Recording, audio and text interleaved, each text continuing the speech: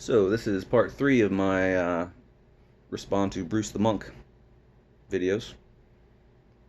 And he says, it also seems unsupportably presumptuous to state that we simply believe what we are born into. And, well, I mean, it's also factually largely the case. If you had been born recently in India, you'd have about a 2% chance of being a Christian. A person born in the US has about a 1% chance of being a Hindu. People change their beliefs. I'm one of them, thank you. But most of the time they don't. It's just true. And if you're going to pull rank on behalf of your religion and expect people to not think too critically about it like you do for any other religion, your religion really ought to be the only game in town and have no room whatsoever for misunderstanding that God is real, whatever God that is, and what his or her pronouncements clearly are. All the theisms are pulling rank with divine hearsay, and we have to sort out the competing God claims. So calling us insubordinate it just doesn't work. You're only insubordinate if you know that God is real. And we don't know that any of these gods are real, so we can't actually be insubordinate to what isn't obviously real. And then it's a quote of his, the vaunted rules of responsible epistemology seem to quickly escape the grasp of an atheist out to score a quick rhetorical zinger. Nicely put, by the way. But I'm not being trite, Bruce. I'm putting an entire evening into responding to your comments, despite so little of this scratching any of the case I've made in the videos. Could you try to be maybe a wee bit more respectful? Pretty please? And then he says, or perhaps further demonstrations of their newfound telepathy is in order. Allow me to remove that plank for you, Bruce. Please note that you freely categorize virtually all non-Christians or ex-Christians as moral reprobates who exited the religion to sin.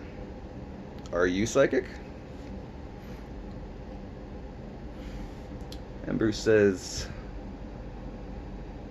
mocking atheists, this is his version of an atheist talking. Any God I will follow will think according to my preferences, do what I think he should, lay out the rules to please me, and always exist in accordance with my understanding. End quote. And my response is, perfect gods only make perfect creations that can't become imperfect. How much of perfection does one have to really understand to be able to recognize even a single blemish? I don't know exactly what a morally perfect creation would look like, but I do know it shouldn't have anything wrong with it, or be able to break. I mean, if I tell my kids I'm perfect and they figure out that I did something wrong, even slight, am I going to turn to them and be like, you need to solve all the problems in philosophy and like have a fully realized moral paradigm and be a super sentience to criticize me? No, they can figure out that there's something wrong. Even toddlers. And then Bruce's version of this is, there is a God beyond my understanding, and it is my place to submit to his greater knowledge and wisdom and to trust him when I do not understand how or why something is. End quote. Makes sense if you know it's true, if it's been established, if it's been demonstrated, if it has a really good track record, but is that the case? I'd love to submit to real authority. It is emotionally exhausting having to figure out so much on my own. But I'm definitely not going to throw in with a God who was on the losing side of the Civil War debate over slavery.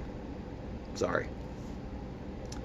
Bruce says, the ant says that since he can conceive of no such thing as an automobile, there is no car. He's an a-carist.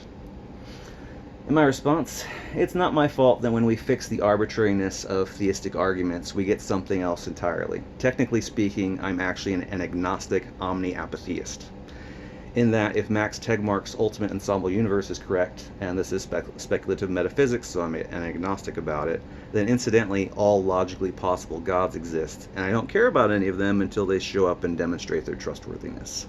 So I technically entertain belief in the existence of way more gods than you do, like all the cars, except the logically impossible ones. So I have conceived of these things and come to a different conclusion, and I've shown my work. But I still get negative points for being so close-minded about grand metaphysical conclusions. I think that's a talking point for somebody else. And Bruce says, you spent about 30 minutes, most of which is throwing out unsupported presuppositions and then declaring the conclusions based on the faulty foundations to be the reasons you believe or don't believe something. End quote. Bruce, it would be nice if you would actually point out something specific. Like, we can't have a conversation unless you actually engage the material. You just paint a broad brush over everything. I mean, there's just nothing to talk about, man. You leave the impression of not actually understanding anything I'm saying, honestly. But Bruce declares, and yes, I can take them on. Then do it, man. And then he points out the part about the God makes souls when babies breathe argument is the weakest of many. It wasn't even an argument. It wasn't even being used as an argument. It would be more rational to address and refute the strongest argument rather than a point that doesn't make Christianity true or false. Nothing actually hinges on that debate. It's actually an example of numerous issues of the Bible being on a wildly different page than modern Christian philosophy.